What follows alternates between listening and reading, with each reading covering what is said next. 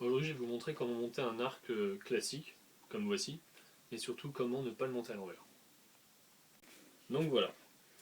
La première étape est donc de prendre les deux branches et de regarder laquelle comporte une inscription. La branche comportant une inscription est la branche qui va se fixer en bas, impérativement. À partir de là, on prend l'arc et on peut observer automatiquement que le repose-flèche est sur le dessus, au-dessus de la main. Donc on vient positionner la branche en dessous. À partir de là, on prend une des vis pour fixer la branche.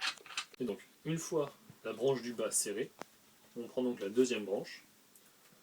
De même que pour la première, on fait bien attention au sens de courbure, c'est-à-dire que là, le bord où on met la vis sera du même côté que ce qu'on appelle la poupée, où se mettra la corde plus tard, et non pas dans l'autre sens, ce qui ne servira à rien.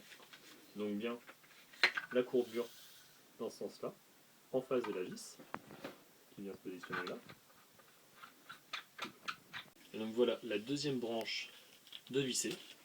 À partir de là, on va s'intéresser à la corde, qui elle aussi comporte un sens, mais très facilement identifiable, comme pour les branches, puisque à l'endroit de les deux morceaux, si on peut dire de ferraille, permettant en fait de positionner la flèche pour tirer, on a de la corde noire, un long morceau, et de l'autre côté un court morceau de corde noire. À partir de là, quand on tiendra l'arc, le long morceau se tiendra en bas et le court morceau se tiendra en haut. C'est-à-dire que si on regarde l'arc, le long morceau est du côté de l'écriture. Donc les branches sont bien montées. On vérifie tout de même une dernière fois que la branche écrite soit bien en dessous de la main et le repose-flèche au-dessus. À partir de là, on tient l'arc dans le bon sens. On prend donc la corde et on regarde la partie la plus longue que j'ai montrée tout à l'heure et on va aller jusqu'au bout pour prendre la boucle et la mettre sur la branche du bas. On va donc remonter la boucle le plus possible sans trop forcer, reprendre la corde, chercher la deuxième boucle, aller sur la deuxième poupée, et cette fois-ci laisser la corde sur la poupée et l'amener bien derrière. Une fois ça, on a deux possibilités pour armer l'arc. Là, je vais vous montrer la première méthode pour bander l'arc qui ne nécessite aucun matériel autre à part l'arc. Donc à partir de là, on prend la boucle qui est autour de la branche et non pas sur la poupée comme ici en bas. On va prendre l'arrondi qu'on va appuyer contre la jambe. La deuxième jambe, donc la jambe gauche, pour aller après le droitier, va venir là. On va ramener grâce à la main gauche la branche, tirer sur la corde, positionner bien sur la poupée et relâcher. À partir de là, on a un arc armé. On peut donc tirer sur la corde pour voir si tout est bien mis en place, sans trop tirer pour éviter d'abîmer les branches. On pourra réellement tirer avec des flèches et sur un terrain adéquat. Donc contrairement à la première méthode, la deuxième méthode nécessite ce qu'on appelle une fausse corde, qui va donc nous permettre d'armer l'arc, mais on s'en servira plus après.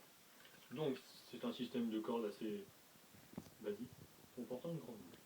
Première chose, la grande boucle, on va la mettre du côté de la corde, enfin du côté de l'arc, où on a mis la corde sur la branche, et pas au bout de la branche. Donc on enfile donc cette boucle là.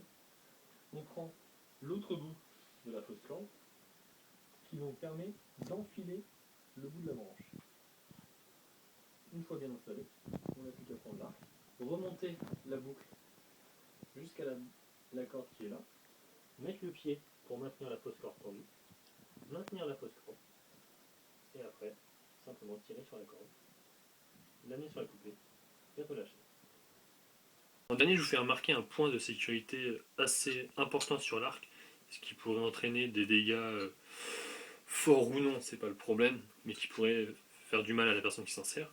La corde a une place bien spécifique sur la branche. C'est-à-dire que si je la place comme ça, il arrivera un moment où la corde va partir et l'arc se retourner. Il faut donc bien faire attention que la corde se pose bien sur les deux de chaque côté et se mette au milieu quand elle sera tendue. Si elle n'est pas comme ça, il vaut mieux démonter l'arc en entièrement au niveau de la corde et remonter la corde entièrement.